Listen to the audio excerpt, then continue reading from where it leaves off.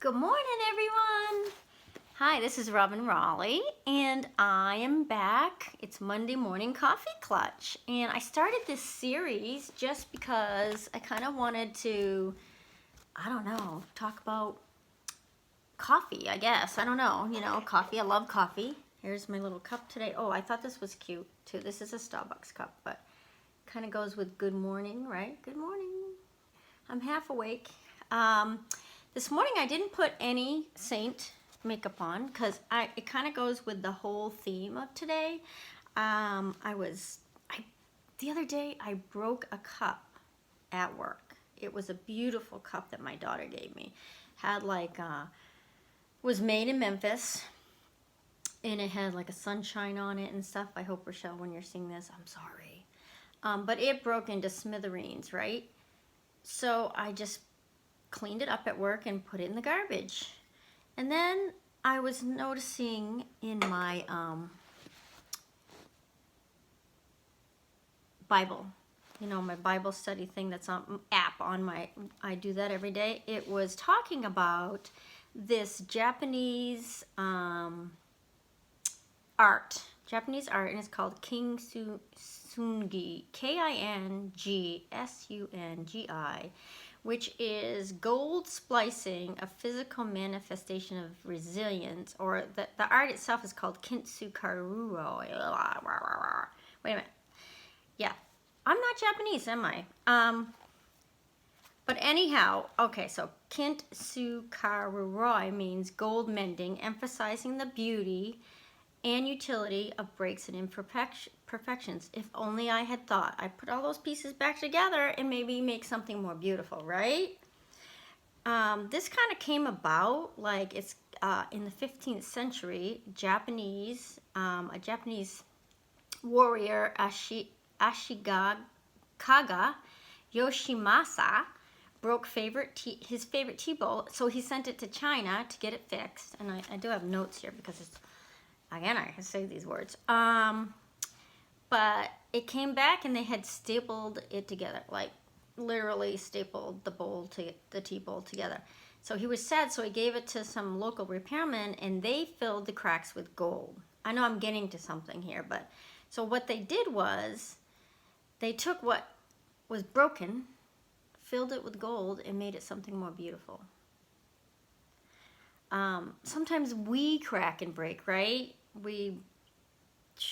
But we should relish those blemishes and learn to turn those blemishes or scars into art. I think in the United States, we get rid of the old and try to just bring in the new because we think that's better. But it's not always better because we can learn a lot from what was old and what was broken and bring it back.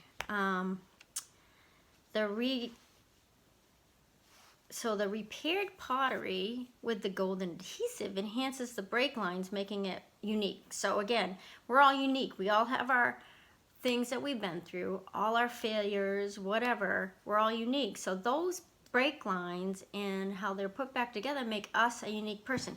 And one of the reasons why this morning I decided I wasn't going to put any saint on because I wanted you to see what makes me unique in my face anyways.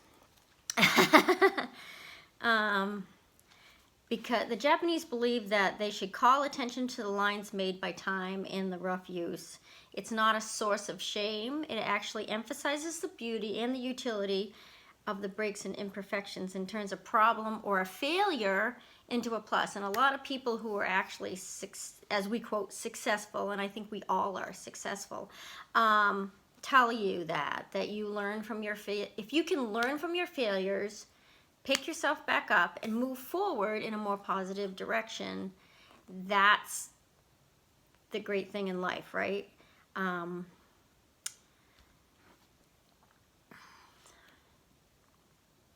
So what we want to do is, like as in my face, you want to celebrate those lines. You want to celebrate the irregularity, the rough surfaces, the asymmetry, and the defects. You want to celebrate that in each person because that's what makes that person so unique and so beautiful. It also corresponds to a Japanese notion of mottairu, M-O-T-T-A-I-R-U, the regret of waste. They don't like to waste anything, so of course they took it all, they wanted to put it back together and make it work again. And also mushin, which is M-U-S-H-I-N, the need to accept change. So he put it back together, he filled it with gold filling, and then he got a different bowl, but he accepted that change as more beautiful. Except sometimes we don't want to change because we're afraid to move forward because we don't know what is there. But sometimes you have to accept the change and be more flexible. And I find that sometimes is hard for me too, being older, and you know, things happen in your life when you're actually, you know, things happen to you and you don't want that to happen again. So you don't let yourself go or accept that change that's happening. You're just like, no, I can't do that. No, I can't do that. And then you just stop.